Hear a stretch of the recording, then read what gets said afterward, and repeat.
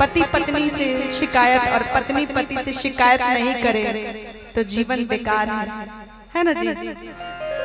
बेकार है ना? पत्नी पति से शिकायत ना करे और पत्नी पति से शिकायत ना करे तो जीवन बेकार है। अगर सबका रिश्ता परफेक्ट हो जाए, होता है किसी का? होता है? कभी ऐसा हो ही नहीं सकता है। चश्मा वाले भैया अपने दोस्त के साथ बैठ के जरूर, अरे आज ये हो गया, और पत्नी अपनी सहेलियों से बोलती है। शिकायत कुछ ना कुछ होता ही रहता है और इसी शिकायत में मजा है जिंदगी का।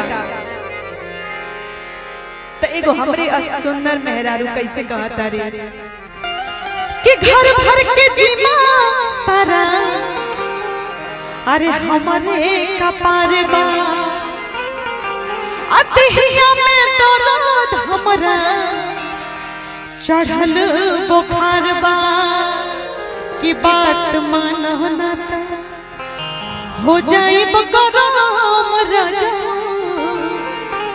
हम गरम राजा धोखेबाज राजा, कि छाने छाने बदले तहरो मिजाज राजा,